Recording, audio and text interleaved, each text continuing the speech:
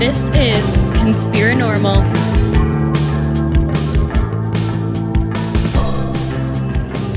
All right, welcome to Conspirinormal, everybody. We are, I guess, now really officially back from our long sojourn from the Strange Realities Conference and everything that entailed, and we're happy to be back. We got Professor WHAM with us tonight. We're going to do kind of like, I guess, a little shorter interview than usual, but this is going to be like kind of a follow-up to, when did we do that, Professor WHAM? I think it was back in April. I think we did that show. It was back in April. I re-listened to it. Yeah. And I got a really good response off of it, actually. I actually had somebody comment on it on the YouTube version just a few days ago, actually, about 6 months later. So just kind of goes to show that people are really interested in these topics. And what we're going to talk about is kind of an update on the show that we did about Robert Berdella and how you knew him and all that. So let's talk about, I guess, give a little kind of recap of what we talked about. So if people missed that, and we'll just go from there. Robert Berdella was a serial killer who was active, I guess is the actual word that is used, who was active in Kansas City in the mid 1980s for probably about 4 or 5 years, I think, he was active. And the reason that I talked about him was because I had known him for the better part of a decade. I had worked in his shop. And so basically I just talked about my memories about him, my thoughts about him, some of the investigations I'd done into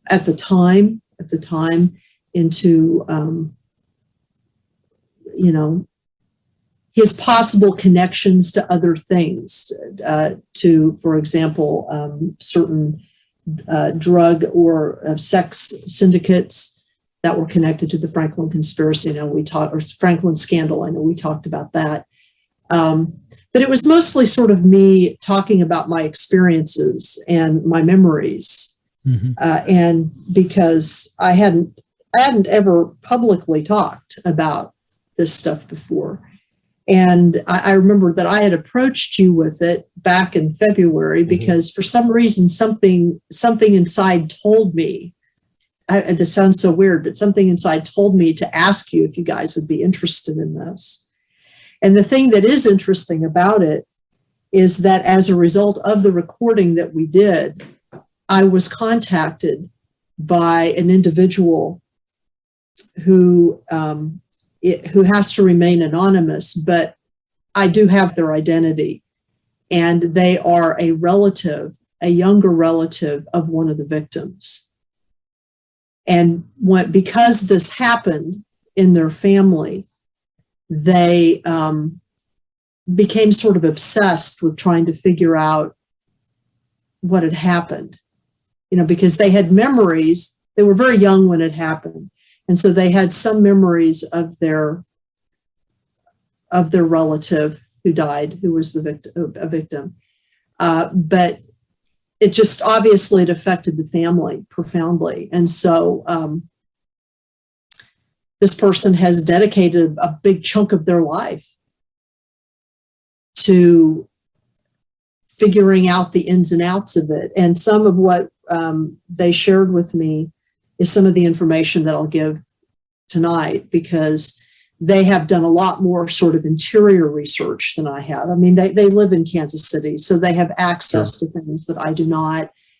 And they've spent a great deal of time archiving material, such as they've been able to find it. And they have connections with and have made friends with some of the detectives, or one of the detectives in particular, who was involved with the initial investigation. So there's some interesting stuff that came out of it. And this individual helped me track down some memories that I'd had about, just some vague memories I'd had about from the early 80s, even before I knew Bob, about this place that I'd mentioned where I knew that that kids were being trafficked, and they actually helped me hunt that place down. Wow. The place with the fountain and everything, and did confirm for me that this was a place where this stuff happened, because given the research they were able to show me. And I think you also tied that a little bit into the Franklin cover-up too, which was about the same time that this was going on. Right. It was about the same time that this was going on. And this individual had also made some of those connections as well. And in fact, is in contact with Nick Bryant. Nick Bryant is still investigating this stuff, sort of underneath and behind the scenes and stuff. And he has got several investigators that sort of do this on their own, that feed him information as they find it. Mm-hmm. And one of them is in Omaha, and it's a woman. This contact that I have actually knows this woman, and has had a number of exchanges with her about the possibility of Bob's connection in various ways to various elements of the Franklin scandal. Okay. So in other words, some of those intuitive connections that I had made, this person has confirmed that there are things about that are real. And that these investigations are still ongoing, by the way. So that they haven't ended, not even after 35 years or however long it's been. Mm-hmm. There's really something about that when your gut feeling gets validated by information you later find in other people. Well, and what was interesting is that this person contacted me, and they said that, we exchanged a few things back and forth. And this person was also trying to clarify a few things and they reminded me they'd collected all of the newspaper clippings from the time period and from the Kansas City papers, and were showing them to me. We're having these email exchanges. I think we exchanged like almost 50 emails back and forth. And this person was asking me particular questions to clarify certain things, to figure, just trying to figure out who I was. Did you know this person? Did you know this person? Did you know that this was going on? That kind of thing. And so, it was an interesting exchange. But one of the things they said was that, they were surprised that I had made correct intuitive leaps with a lot less information than they had. And I said, well, the truth is that a lot of this stuff sort of operates the same way. You've seen one syndicate, you've seen them all, know what I mean? And in a place like the Midwest, the bad apples in Omaha are going to know who the bad apples in Kansas City are. And I just know that because of the drug trades in those two cities. Right. So, once you develop those street smarts, for lack of a better word, a lot of times your spidey sense can really get attuned to those type of things. Yeah. So, for me, it was interesting. Some things that I talked about were validated and some things were changed. So I think that you'll be interested in knowing about this. The first thing that I wanted to say, though, is that I remember one of the things that I said in the first interview was that one of the ways in which Berdella's victims were different is that they tended to be older. And this is actually still true, is that if you look at the majority of men, like Jeffrey Dahmer, for example, or John Wayne Gacy, who are gay men who prey on other males, they tend to prey on males that are much younger than they are, or in much more vulnerable circumstances. And so it is interesting that Bob did prey on people that were fully adult. My estimate of their age was a little old. Okay, so it turned out they were a little younger than I thought. What I said was that they were tending towards their 30s. There was only one victim that was close to his 30s. So what I wanted to do, though, is correct what I consider to be a negligent error on my part and not actually name the victims, because that to me is really important. Because, of course, obviously they are the important people Yeah. in these narratives. So, and these are the victims that we know of, 6 victims that we know of. Bob, when he was arrested, he was under suspicion for the disappearance of some other people, but it's never been demonstrated that he, in fact, was associated with their deaths. But anyway, the first victim was Jerry Howell. He was 19. The second victim was Robert Sheldon. He was 20. The third victim was Mark Wallace, and he was the oldest at 27. The fourth victim was James Ferris, and he was 25. The fifth victim was Todd Stoop, and he was 23. And then the last known victim, was Larry Wayne Pearson. He was 20. And this was an individual that Bob actually met at his shop. So it's the only person that I am aware of that he actually met at his shop. And this individual became a victim. And all the rest, maybe he would pick up somewhere, or were they like? They would come to him in various ways. Yeah. Sometimes they started out as kind of. He would go down to the bus stop and he would hang out. A lot of them were hustlers.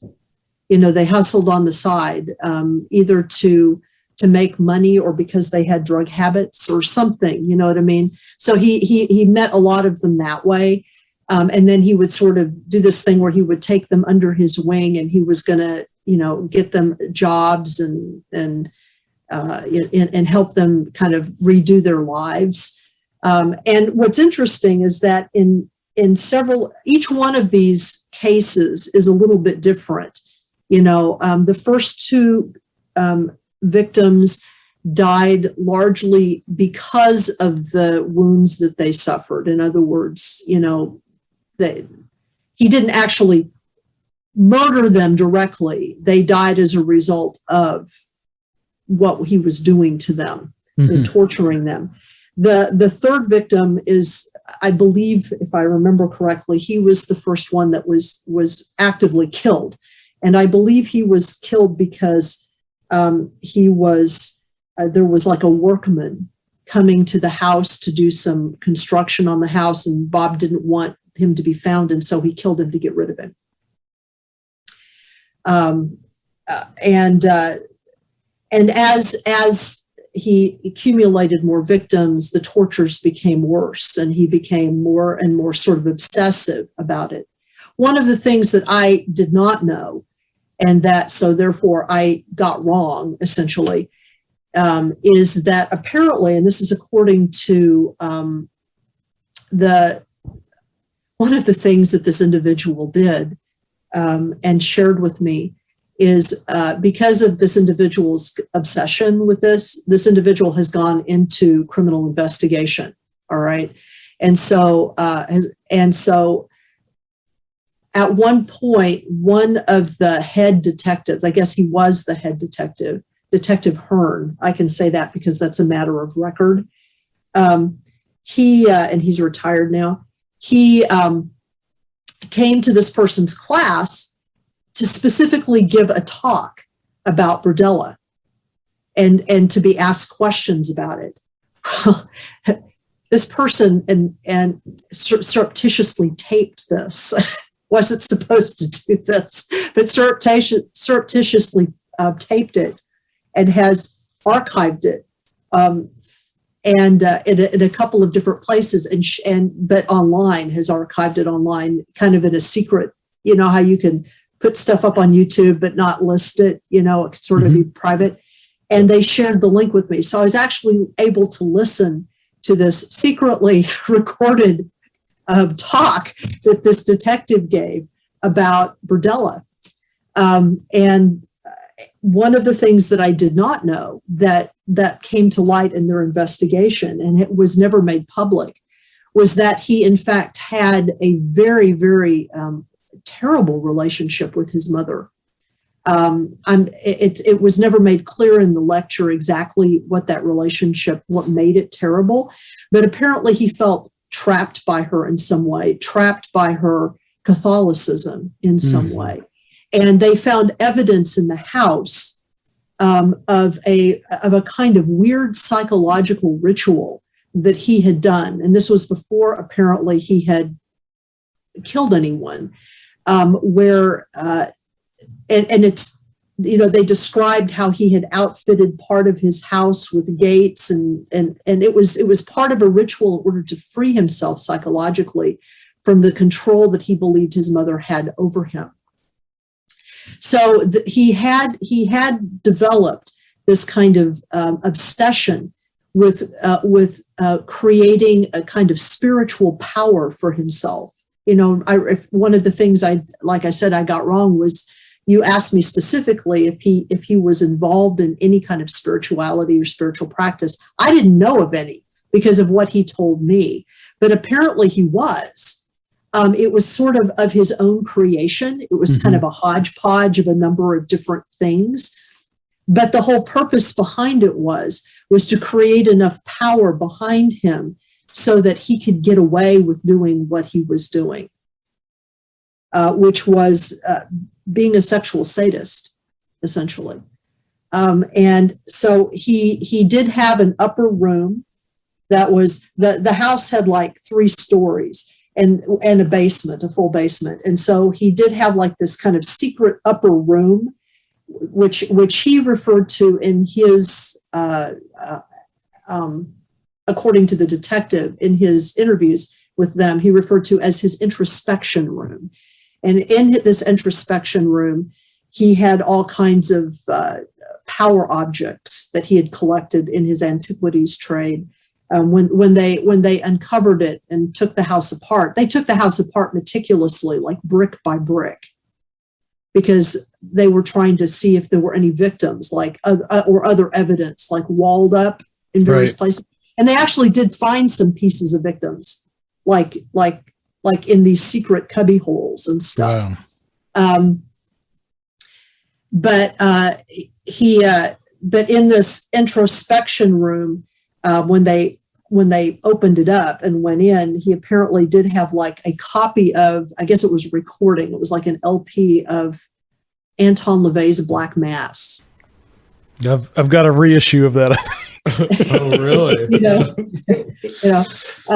So, I mean, so apparently he was into something. And if you remember, I told the story about how I'd had this really bizarre experience when I did this initial meditation to try to figure out like what was going on with him. And I encountered this really dark force that just sort of seemed to invade the room. And so that kind of makes sense of that to me. You know what I mean? It was like, oh, okay. So he was in fact screwed up, in that particular way. And in order to do this, in order to generate the power, the energy for this, the tortures just got worse and worse and worse for these poor guys, and again, I don't want to go into everything that he did. He kept meticulous records of everything. I mean, if people have that kind of prurient interest, which they do, obviously, they can look up the book, the one true crime book that was written about him. Which brings me to one of the other things that this contact told me was apparently the evidence locker, all of the evidence that they collected for Berdella. There is a lot of evidence that evidence, his diaries and the ropes that he used to bind his victims and, all that kind of stuff, like the shirts that his victims were wearing when they died, and things like that. Those were all pieces of evidence, and his evidence has been very improperly handled. And somehow, for some reason, it has gotten out onto the black market. And there's this huge market in selling items that are connected to his crimes. So many Bitcoins for, for the ropes that tied up Sheldon, I mean, it's grotesque. Yeah, it's really morbid. And in fact, there have been a number of, there is at least one or two civil lawsuits that are pending that have been ongoing against I think it's the prosecuting attorney that for some reason released all this stuff to various people.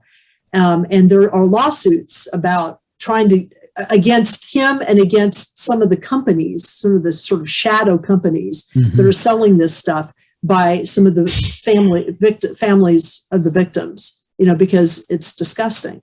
Yeah. Well, and if he believed that objects contained dark spiritual power, that's kind of wild that his objects would then go off into some kind of illicit trade, perhaps being purchased by people who believed in the same kind of thing. Exactly. Well, that's kind of, or people who, that's the only thing I can think of. I mean, I'm not entirely sure why you would want a bloody t-shirt from a murder victim. There's such a morbid fascination. Yeah. With like, serial killer merchandise. Wear that? I mean, oh my God. Yeah. How would they have gotten that? Because wouldn't that stuff be like put into evidence? Well, that's what I mean. That his evidence locker has been raided, essentially. And according to both the detective and to the source, this stuff was released at some point to the prosecuting attorney, and the prosecuting attorney then released it to various individuals who claimed that they were members of Bob's family, but were not. Because Bob's family wasn't very big, and so they were just taking this stuff so that they could resell it. What other kind of objects were in that introspection room? Based on, the detective didn't go into great detail about it. He said that there were various of Berdella's favorite artifacts from different places. I mean, what I can tell you is that Berdella had excellent. I mentioned he had at the time when they assessed his collection, it was like the fifth largest collection of antiquities that had been assembled in North America at that time. Wow! So he had excellent connections throughout Indonesia and other parts of Asia and Africa and South America.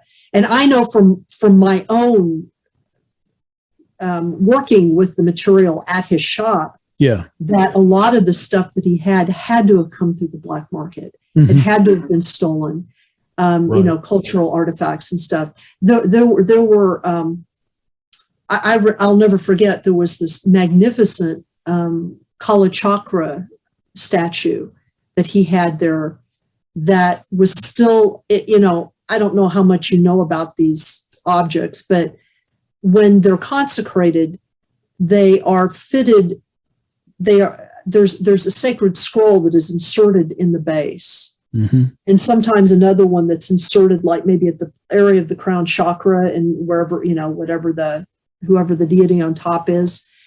And then it's sealed. And that's what consecrates that object, essentially. It's sort of understood to be sort of a living being in a way. Well, he had objects that had never been unconsecrated. You're supposed to remove that stuff. Wow. So it's like that stuff would be still spiritually active in a lot of ways. In fact, I have in my possession a human bone mala that I saved from his store because I recognized it.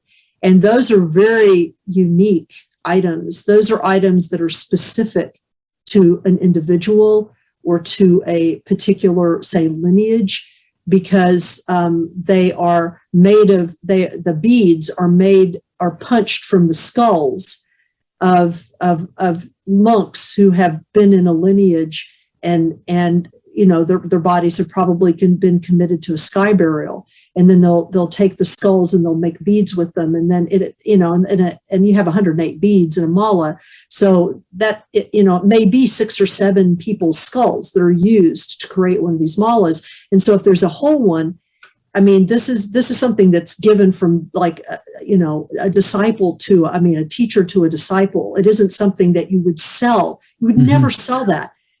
But he somehow got a hold of one. Yeah. And had it for sale. And I saw it. I just got it. It was like, because I knew it was like this. First of all, you're not supposed to sell human bone like that. Yeah. That's actually illegal to do. I mean, he had the papers of provenance and stuff, but you're still not supposed to do it. And so I just took it. I still have it. I haven't figured out exactly what to do with it. I restrung it because it needed to be restrung so that the beads could be preserved. But I'm thinking about taking it to a Tibetan center up here, not too far from where I live, and explaining. I don't know if I'll explain exactly where it came from. Yeah. You know what I mean? But yeah, it's good that it got in the hands of someone who has respect, at least then. It wasn't just picked up to be, worn. Because most people that would buy it, they just wear it as a necklace. It's like, this is not a necklace. It's a holy object, but anyway, so I would imagine that he had things like that, probably his favorite things like that up there in his room. And he did collect objects that were known to have like dark powers. Mm-hmm. I mean, he didn't sell many of those in the shop, but I did know that. I bet it was at his house a couple times in the lower floors. So I know that he had some of this stuff. Let's see here. Okay, so I talked about that. Oh, the other thing is that apparently, and this was difficult to understand exactly in the tape, but the detective talked about when they went down into the basement, which is where the dismembering of the bodies occurred. It was right below where the torture room was. There was like there was like Berdella's bedroom, and then on the first floor, I think and then there was like a room that was adjacent to that was sort of the torture room where that stuff happened.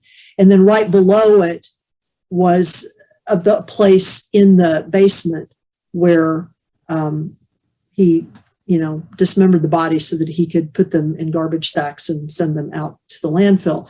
But apparently there was this big timber, it was a beam that held up, principal beam that held up the part of the house at that point. Mm-hmm. And it was right underneath that torture chamber. Well, apparently he had painted some kind of signs or sigils right there. Mm-hmm.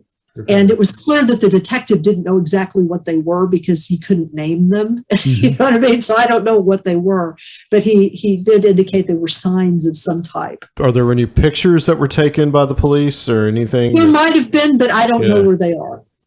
And given the scattering of the evidence, who the hell knows? Yeah, it would be interesting to see that because maybe, I'm sure that some people amongst our crowd could probably find out probably know what those are. Yeah, I probably recognize them if I saw them, if I knew what they were. But right. There's no way for me to know that. Had you known him to draw anything like that when you knew him? No. This was not something I knew about him. In fact, I didn't think. I knew that he probably knew some things because he read that kind of stuff. Right. But I did not know that he practiced anything because, he even denied stuff like that. He would poo-poo it, in public. Do you think the reason that stuff got raided and why it's lost is because he went to prison and he's dead now and nobody really, justice was served, so nobody really sort of as much? During the interview, somebody just point blank asked the detective, why is it that hardly anybody knows about Berdella when everybody knows about Dahmer and John Wayne Gacy and, right. A bunch of other, killers? Why is it that Berdella's case just got buried? And what's interesting is that the detective kind of hedges a little bit at this. And then in a very low voice, which you have to listen to very closely, he basically said that it had to do with political realities that were going on in Kansas City at the time. Okay. That's all he would say about it. And it was like, okay, then, what does that mean? It's like, I mean, political realities don't keep things out of the papers, not usually. So there had to be something else going on there. I don't know, though. I mean, it just opens the door of speculation immediately. Now, what is interesting is that according to the detective, when he was interviewed, Bob made mention several times of that he was a member of a special group, a special unique group, that and that was the reason why he had kept such meticulous torture and murder logs, because those logs, if he ever got arrested, those logs would provide information for members of this group that would be interested in murder. Now, I have no idea if Berdella was BSing the detectives or not. There was some evidence occasionally that he did, just sort of flipping his, you want to hear this anyway. The detective, there were rumors that he was connected to people. The detective said that there wasn't, he disputed the idea that there was any physical evidence that anybody else was involved in the actual torture and killing of these men. I have heard from other sources differently. So I think that it's an open question at the moment. I do think that the later victims in particular, probably Berdella did himself because he became more and more selfish and insular about this process. But I think in the beginning, it is possible that there may have been some other people involved. And that's just what I've heard from other sources that are as good as this detective. So, whatever, I don't know what that means though. Well, in that, the illicit antiquities trade, goes up to pretty wealthy and powerful people. So something like that could really put him, close to some circles of people who were searching for, ancient objects with power. Oh, yeah. Well, and apparently I did find out a little bit about where he got at least some of his drugs. Some of the drugs that he used to subdue these guys, he used ACE, he used ketamine, and he used a number of other chemicals. And some of these drugs he got from a vet in the West Bottoms because he had chow dogs, and he traded some of these antiquities for these drugs. And then he would use some of those drugs on the victims, on the guys. Now, I also heard from a very good source that he also got other pharmaceuticals such as Thorazine, which you cannot get under those conditions. And you could only get through some kind of an illicit trade. Ketamine was probably the easiest, cheapest thing to get, especially if you're getting it for a discount because you've handed the vet a bunch of antiquities, you know what I mean? So, but anyway, they know that he got at least some of his drugs from this vet. The vet's name has never, the individual is not in Kansas City anymore and was not charged with anything. So my contact did not know what that person's name was. One of the things that was interesting about the detective is that he went into some detail about how they were going to try to psych Bob out. They figured out, Bob knew the police. He'd had a long relationship with them, not a good one, but a long relationship with them off and on, didn't like them at all. And so when they came across, all the evidence that they found, they called Quantico, called the FBI to get some advice to see whether they could kind of psych him into confessing or giving more information or, whatever they were going to do. And this was right after, not long after they'd arrested him, maybe 3 or 4 days after they'd arrested him, and had started going through the house, digging up the backyard and finding the evidence of, multiple victims and that kind of thing. And so the detective was very gleeful in talking about how Berdella apparently considered him, Detective Hearn, to be sort of his arch enemy. And so one of the things that Quantico advised them to do was to do various things to sort of build him up, to make him think that that the people in the Kansas City Police Department regarded him as an important person.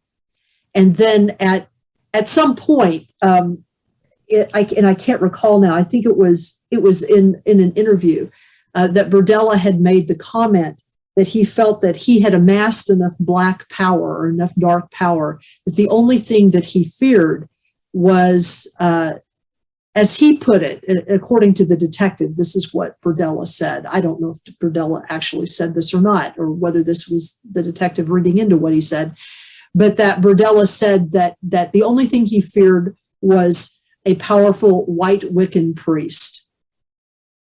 And of course, in my mind, I'm going, white Wiccan. Wiccans are only white magic anyway, so that's confusing to me. But are we talking, is this an ethnic identification? I don't know. But anyway, this is the way I'm thinking when I'm listening to this guy.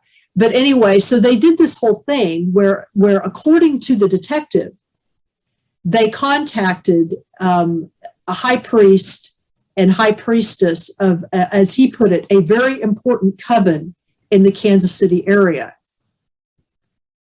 I was very familiar with the covens in the Kansas City area at the time, and I'm racking my brain, like, what important coven are we talking about here? You know, who is this? Yeah. I'm trying to think of this, and apparently, according to this detective, what they did was they asked this powerful priestess or this couple to cast a ring that they would use sort of surreptitiously and pull out at a certain moment in the interview in order to psych Bob out. Well, here's the deal. After I racked my brain over that, I realized that I think I knew who these people were. And I think that because there was only one couple in the Kansas City area at the time that were touting themselves as having that kind of authority and power, but also were jewelers and had the ability to just instantly cast something like that. And it probably wasn't a ring that was actually made for the occasion. That would take too long. Right. It was just probably one of their inventory rings, maybe they added something to it or whatever. The reason why, because what happened was their ruse failed. And Detective Hearn talks about this in order to talk about how cagey Berdella was. They tried to build Berdella up, and then at this one crucial moment, he reaches into his pocket and he puts this, ring on, like he's the Wiccan priestess, right, or priest, and then like pulls it out and lets Bob see it. And as soon as Bob sees it, apparently, he said his whole affect went flat. He quit talking, and he said the words that every detective dreads to hear: "I want to see my lawyer." Oh man! and when I heard that, I thought to myself, you know why he did that? It wasn't because it was a ring of a white Wiccan priest. It was because he recognized the style of the ring. He knew who made it because he was business associates with them too. Okay. And so he knew who made it. So he was like, screw this. I'm not going to talk. Yeah. He called the ruse. It seems like he had a little bit of, he wasn't an idiot, It seems like he had a little bit of magical thinking, and they played on that. And then the second thing is that you talk about how they were building him up.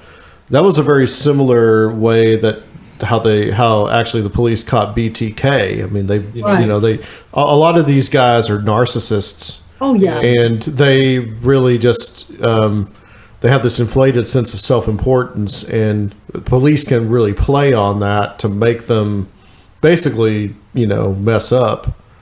But it sounds like he kind of called their bluff on that. He did. He called the bluff. And I mean, and I'm not saying he wasn't a narcissist. He was, absolutely. and a sexual sadist of the worst variety.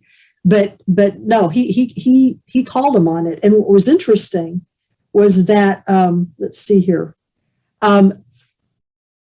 One of the things that came up after that in the interview was that one of the questions was well, you know, what was Berdella's diagnosis? You know, because they did have psychologists come in and try to diagnose him and talk to him and stuff like this. And what is interesting is that several psychologists who do this regularly with these kinds of guys said that of all the people that they talked to, he was one that they could not diagnose. His pathology could not be classified. In fact, the clinician who diagnosed John Wayne Gacy and examined Berdella said that Berdella was so unique in his pathology that he didn't think he could adequately describe or diagnose his condition. So, yeah, I mean, it's like, wow. That kind of lends to some of the ideas you talk about too, where where you think there may be a spiritual dimension to this. So there's something that can't be easily diagnosed by psychiatrists and psychologists because it's something else entirely. Yeah, well, I think that, I mean, when I think back to the experience that I had and what I encountered, I've never encountered anything before or since, and I hope never to again. It was one of the most terrifying experiences of my life, and I'm just really grateful that I was able to shut it down. I mean, it was almost Lovecraftian, seriously, in terms of the kind of energy and darkness that it had. It was like it was completely alien to anything that I was familiar with, and it was, it was a complete and utter aware predator. That's about the only way I can describe it. And the worst part about it was that, and I, as I mentioned in the first interview, this is reflected somewhat in the story that I wrote, about some of these elements of it. I lived for many years with this fear that it had seen me, like I had seen it and it saw me and it saw that I saw it. And so did that mean that it could come and get me? Now, I don't think it can actually, because I do think that there are kind of spiritual rules in the universe that sort of prevent that sort of thing.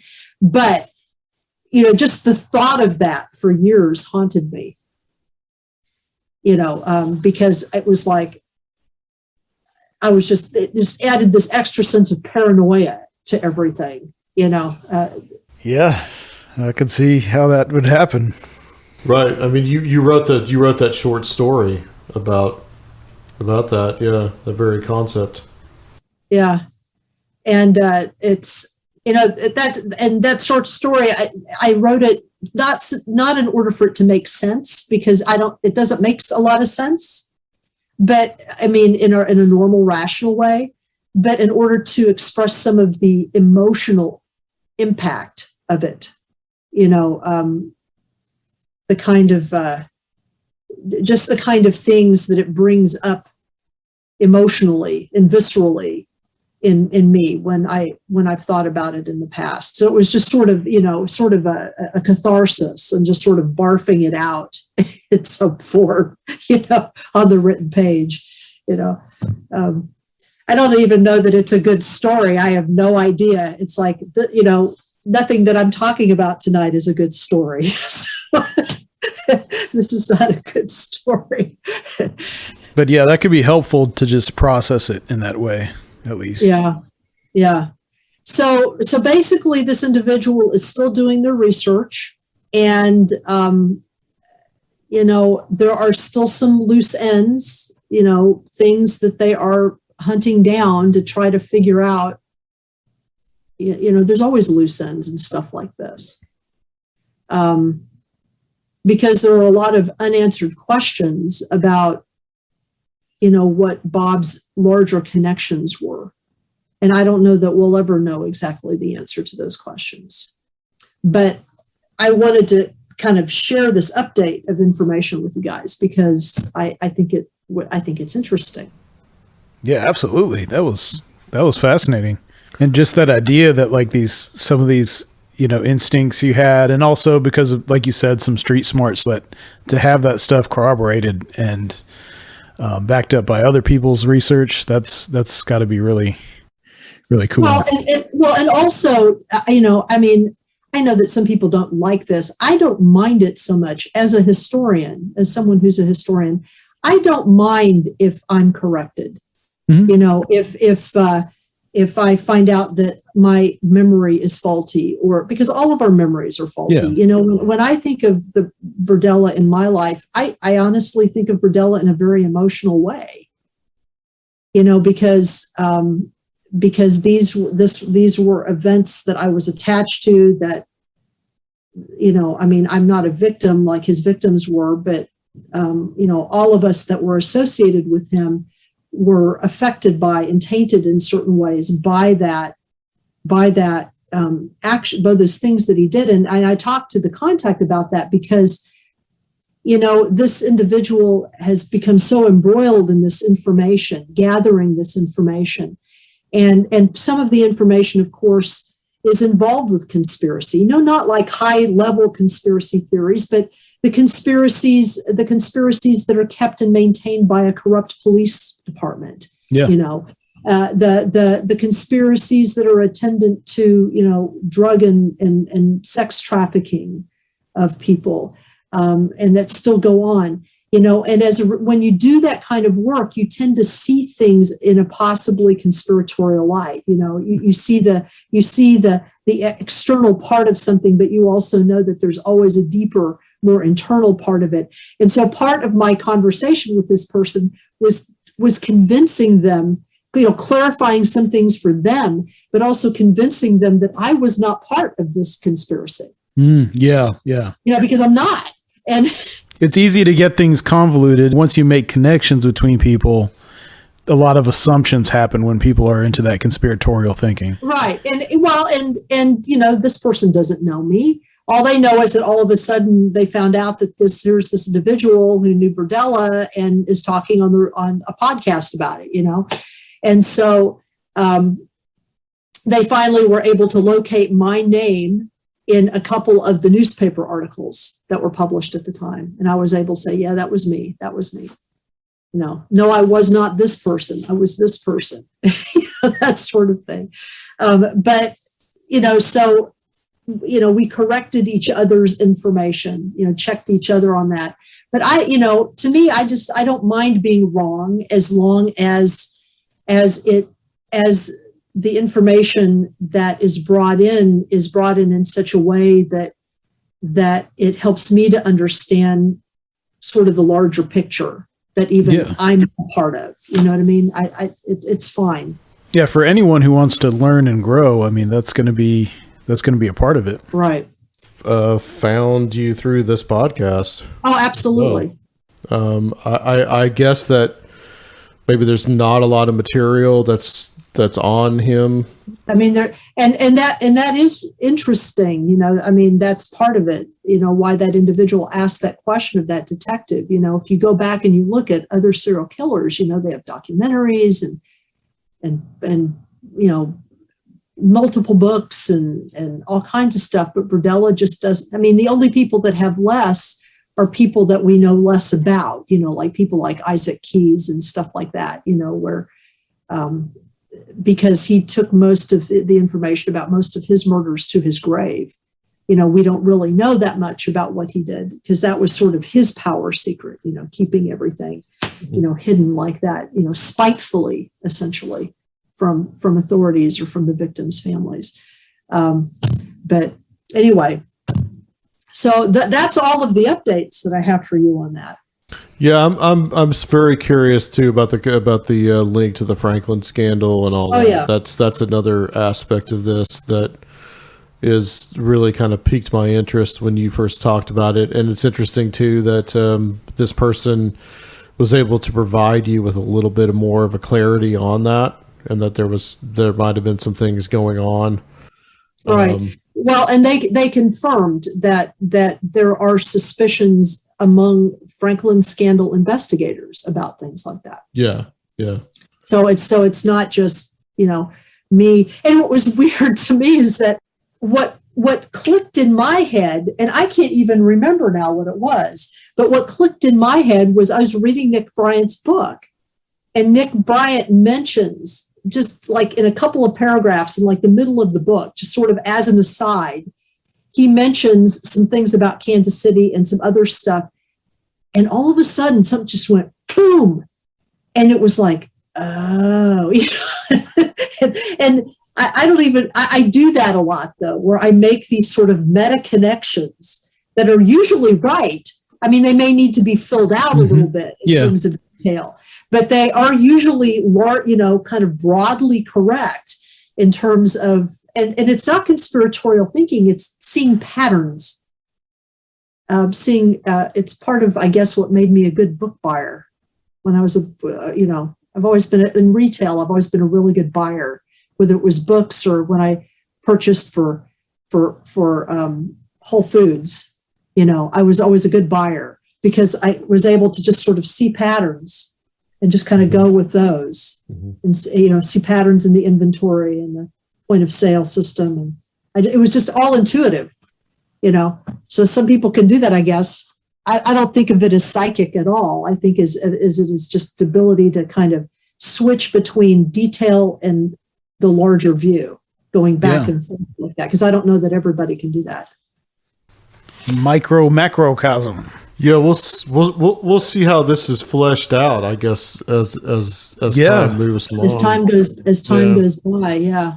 Maybe after she hears this, maybe after they hear this, they'll recontact me and say, hey, I've got more info. Who knows? Yeah, let's hope we can continue this investigation with Absolutely. you. Not too many people know someone who knew a serial killer.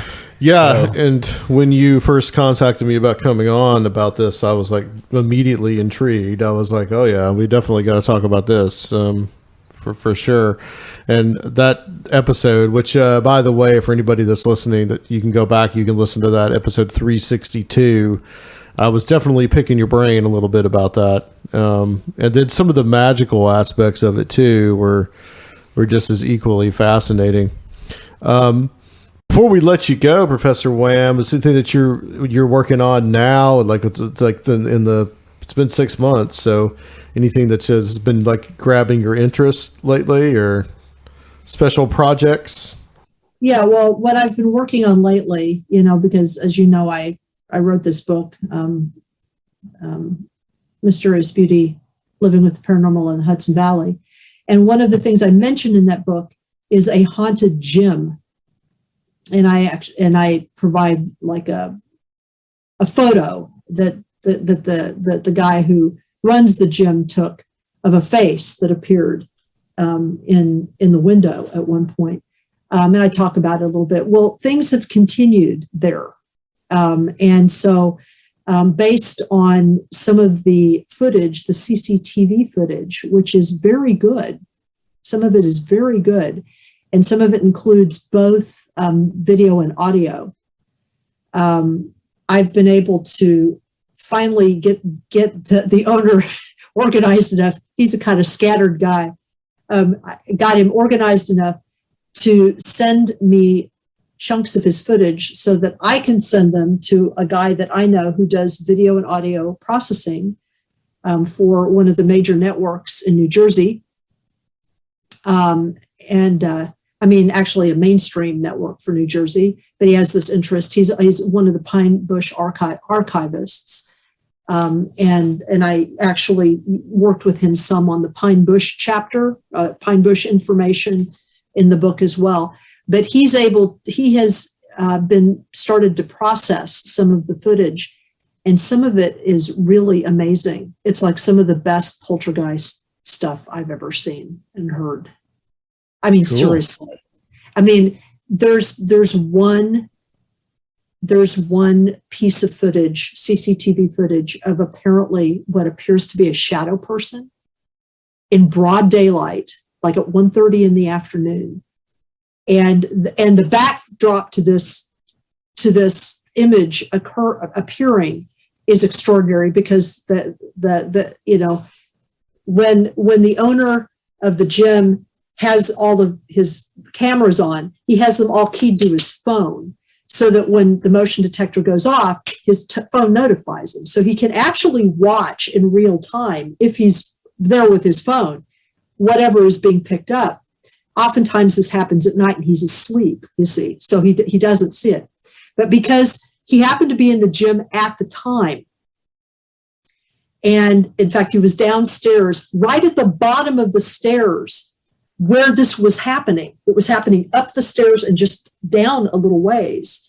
And he was working, and all of a sudden he got this ping on his phone, and he picks up the phone and he watches in real time the shadow image appear is picked up by the camera, and you can see very clearly an image that sort of vaguely looks human, and it peers in the room and then kind of leans over, and it's there, and it's very clear. And so it's broad daylight, so there's no lighting issues, you know. So he immediately texted me and went, "Oh my God," because this happened like 2 months ago. He's like, "Oh my God, oh my God, oh my God." And so we sent this to this guy to process, and he said that he saw it, and all the hair on the back of his head stood up. He was like, "Oh my God," So I told him, just process it, make sure that it's not anything else,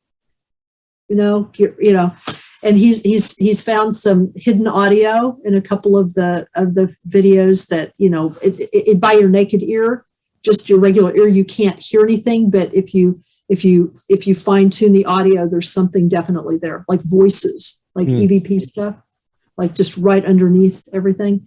So I'm really excited about it. It's just totally cool. And we're thinking about putting together an investigation team to go in there. Nice. Excellent. Well, let us know how that goes, and if any of that the evidence and stuff gets, if you all want to release that, I'd love to see or hear some of that. Yeah, well, what I was thinking about talking to the guy who's doing the processing about, because he has all the equipment, he has all the knowledge to do this. It's like, why don't we make like a tiny documentary, like 20 minute documentary, just sort of giving the history of this building. And so the thing is that we don't want the building or the owner to become well known, Right. Because this is his place of business, and the building is a landmark building in the town, the hamlet that it's in, or the village that it's in here in New York. And you don't want it to become, it's got lots of businesses in it. You don't want it to become like this weird paranormal tourist thing, where people annoy other people. And he's afraid he'd lose customers. Right. Because he has already lost some people occasionally when things happen and scare them. So it's like, we don't want to talk about it and scare people even more. Even before they come, yeah. Right. I mean, there's one trainer who still works there, who I actually train with sometimes. And she will not be in the building by herself. I mean, she won't do stuff in there. Oh, it's that bad. Yeah. Stuff is, she's been goosed by invisible things. Oh no. So it's like, whatever's there is mischievous, it's sort of it's like, I refer to them as the bunch of buttholes, they're not dangerous or anything. But if you're not used to that, it could freak you out, I mean, I'll be the first to say that I've had two experiences that are myself, and one made me just walk out. I just was like, I'm out of here. This is too early for me for this, So, I was upstairs in the box. I know you'll want to know what it was. I was upstairs. This is when I was boxing on a regular basis, and I had to be up there by like 6:45 in the morning. And so I was up there waiting for my trainer, who was a little bit late.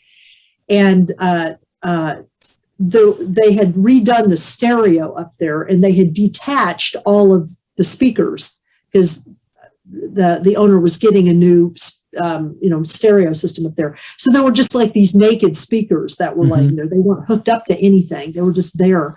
Yeah. And so I sat down and I just put my wraps on to box, and I sat down and I thought this. I did not say this. I thought, I wonder if anything's happened here lately. It was just like a passing thought. It was just like a passing thought through my head. And as soon as I thought that, two voices came out of the speaker. Oh, I swear to God. And one was a woman's voice, kind of faint, like if it was from far away, and I didn't understand what it was saying.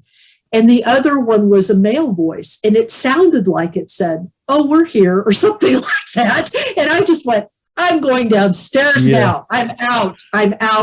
This is too early. I haven't had enough coffee. See ya. You know what I mean? And that's right in an area where they have all kinds of things that have happened. And he's taken a number of interesting pictures and CCTV footage just right in that area.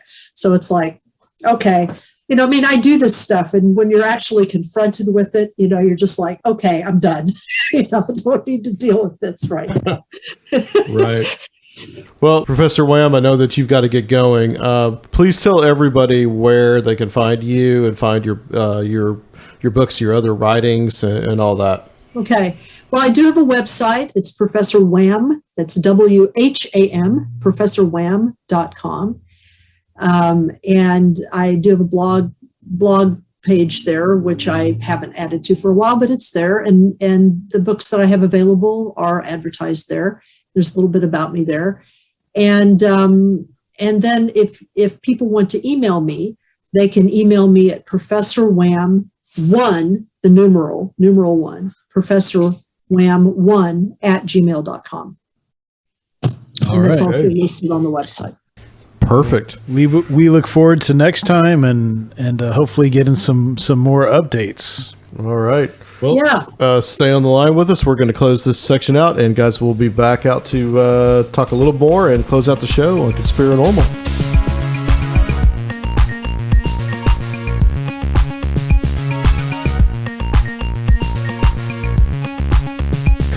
Welcome back, everybody. That was a very interesting conversation with Professor WHAM. We went ahead and talked a little bit more about Robert Berdella and some of the updates there, and that episode that we did with her back in April was it's actually really quite popular. I've had a lot of people comment on that. I mean, some of the most fascinating true crime stuff I've ever heard, because it has that spiritual and supernatural element to it. Yes. And the possible ties to larger conspiracies. Yeah. It's really weird, really cool. Yeah, it was definitely interesting to pick somebody's brain that encountered and knew a serial killer. Yeah.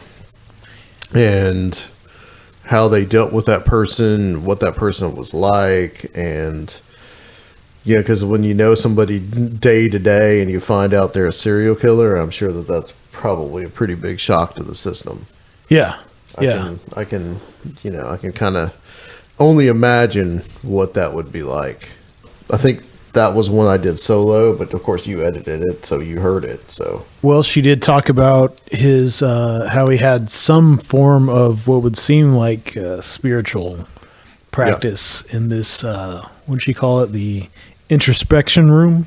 Yeah, that he had above his house, I guess, and he had, of course, the Satanic Mass LP by Anton LaVey. Which that's not necessarily that weird, really. I mean, right. I'm sure there's other people that would be interested in that stuff, and there's probably a lot of people that actually probably have that are not serial killers. So when it, like me, I don't know how much I would put stock of weirdness on that one, but it definitely just kind of adds to the general, I guess, milieu of the whole thing. Mm-hmm. It's something that I'm interested in. I mean, I'm interested in the whole serial killer stuff. It's kind of a morbid fascination with me too. But like I'll watch a lot of documentaries about this kind of stuff, and it's not something that you really see too much in the news anymore. It seems like it was something that was really around like the time of the 70s or 80s, even extending into the 90s. And really after kind of like Jeffrey Dahmer, that's like the biggest one that I probably remember. And there are all the questions. I know we've talked a lot about Tom and Jenny about that. Why there doesn't seem to be as many serial killers anymore, whether it's because forensics makes it really hard to get away with this stuff, or on the other side of things, really speculative. You start getting into some of like the Dave McGowan type of stuff, and the idea is that maybe this was a part of something bigger. And, there's kind of hints of that around this case. So it's pretty weird. Like an Operation Phoenix type or Phoenix program type of thing is what McGowan was talking about in Program to Kill. Yeah, that's a possibility. I think a lot of it has to do really with the rise of the internet. I think with some of the availability of, especially, let's just say it, just porn.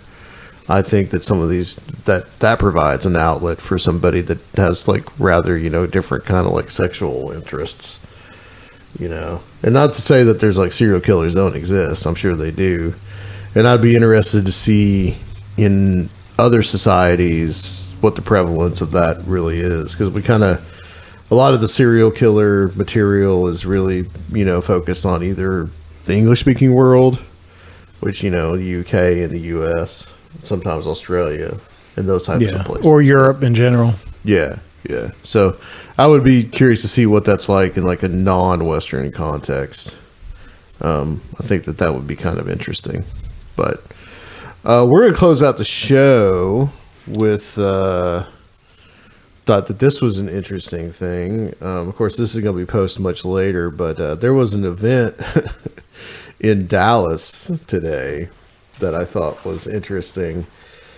Apparently the latest thing in QAnon, well, it's not really the latest thing, but apparently JFK Jr., they've been expecting him to show back up any time now. Raised from the dead. Of course, JFK Jr. died in a plane crash. That's what they want you to think. That's what they want you to think. Back in 1999. So it's been a good 22 years, but today, as we're recording this on November 2nd, 2021, a lot of people gathered, a ton of people actually kind of gathered in Dealey Plaza in Dallas, because they thought that not only JFK Jr. was coming back, but apparently JFK Sr. was coming back from the dead, or he's in hiding or something.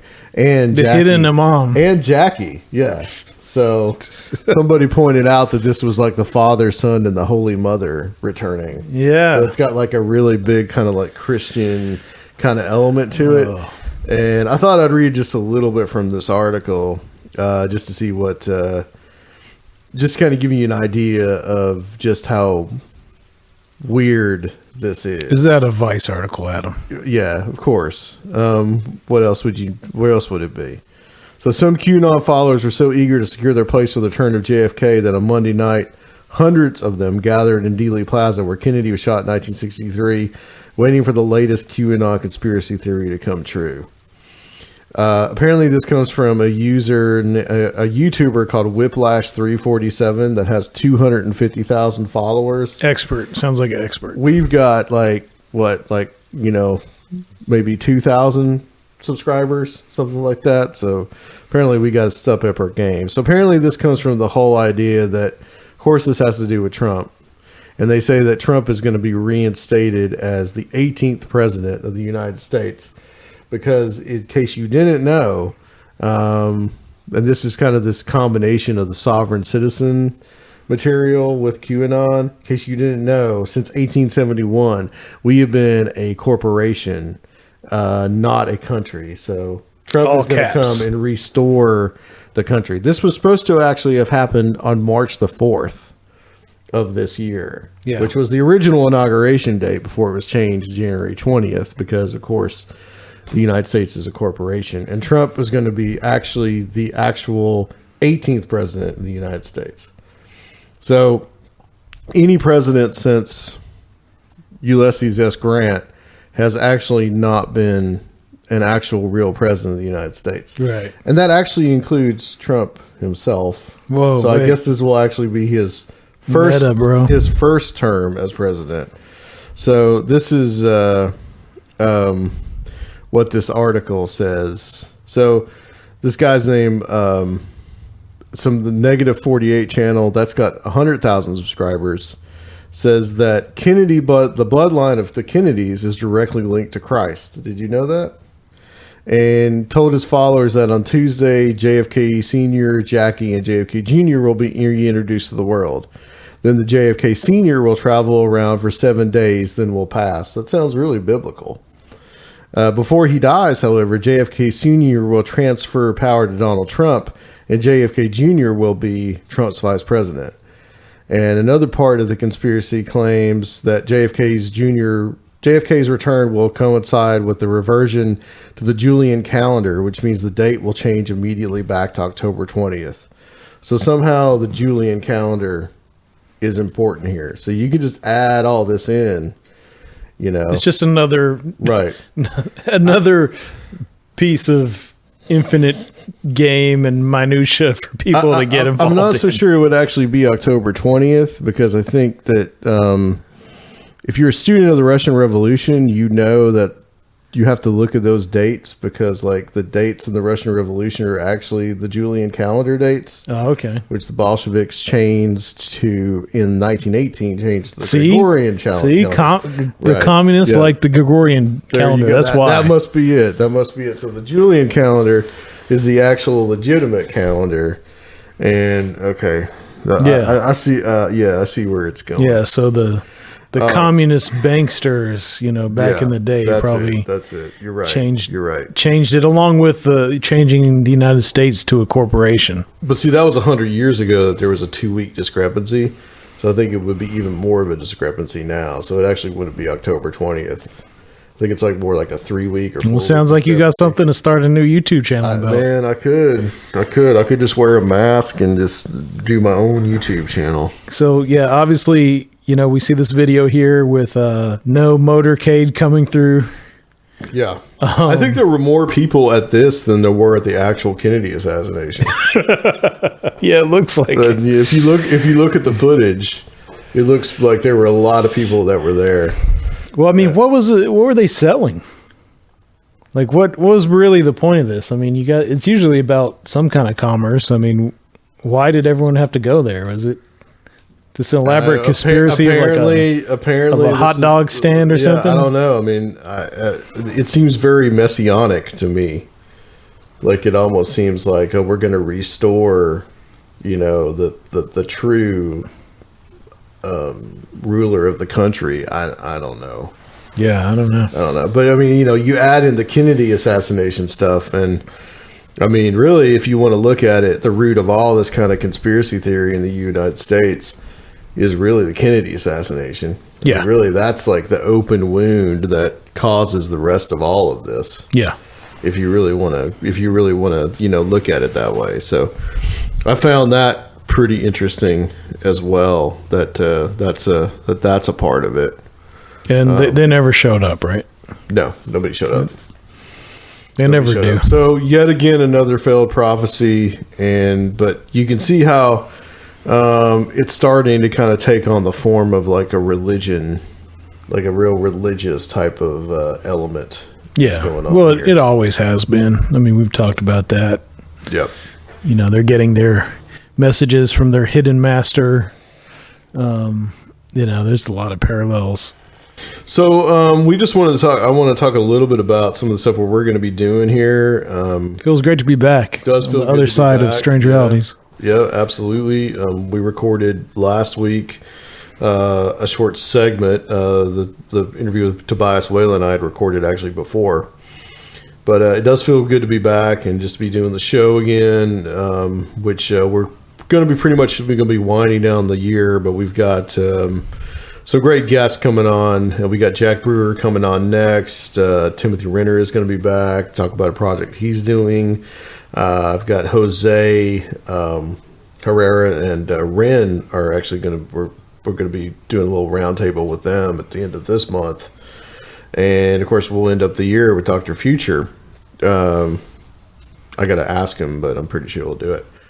And He will do it. There's one thing that we're going to be doing here pretty soon. We're going to be starting to do like an episode a month that is just myself and Zerfiel. And we've got some ideas kind of about what we're going to do. We're wanting to really double down on the conspiracy part of Conspirinormal, but in the cool, smart way that we do. Yeah. And we really want to trace... JFK Jr. is coming back. Yeah. And we're going to restore the Julian calendar because of reasons. We really want to go back and really explore the kind of genealogy and history of a lot of conspiracy theory, and going back to the primary texts that have really influenced everything. Probably starting with some of the Illuminati exposés, like Proofs of a Conspiracy by John Robeson. HM. And from there, we'll probably go into some of the other occult-oriented conspiracism against the French Revolution, Bolsheviks, and all that. We just really want to explore this stuff and like give ourselves a reason to have to read some of this primary stuff. Yeah. And really get to the root of a lot of these rehashed conspiracy theories, and try to see how far back a lot of them really go, and get to thinking about conspiracy theories in other ways. Just give our perspectives and try to find new ways of looking at this stuff and understanding our current world and where these ideas came from. So we're going to be kind of doing like a mini podcast within a podcast, basically. That's kind of what we're going to be doing. And we're going to be doing that every single month. So you guys are going to get one of those episodes every single month. We really want to, start talking about this stuff, and from a historical point of view too. So stay tuned for that. We'll probably be doing that pretty soon in the next few weeks. So stay tuned for that. And of course, that's going to be all through 2022 as well, is what we plan to do. And of course, Patreon, we are going to be getting back. Actually, we're going to be doing a Patreon here in just a little bit that's going to follow this episode. And we're going to get back into that and giving everybody kind of like a Patreon, whether that's myself and Zerfiel or with the guests, either one. So you guys are going to start getting that back every single week. Yeah. And of course, we are looking forward to doing the monthly Strange Realities kind of meetups, speakers. We're going to be doing those every single month, and those are going to be on Zoom. We're kind of still hashing out the details on that and how we're going to do it and what night we're going to do it. So we will let you know. Of course, stay tuned and posted to this. So you can find our Patreon at patreon.com/conspiranormal, where you can join the International Association of Conspiranormalists for only $5 a month. You can get an extra episode every week to complement the Conspiranormal weekly podcast. And for $10 and up, you get to join the Mystic Crew, which gets you a ticket into the monthly hangouts, like Adam described earlier. For $20 and up, you get a special mystical garment, and we've got some leftover Strange Realities ones too. So if you'd rather substitute the normal Conspiranormal shirt with the alien with the fez on it for one of those, we can do that. Celestial garment. Yes, your celestial garment. But you also get entrance into the ancient circle of Strange Realities at that $20 most elite level. All right, guys, I think that's going to be it for this episode. Join us on the Patreon side in a few days, and we will be back next week with Jack Brewer on Conspirinormal.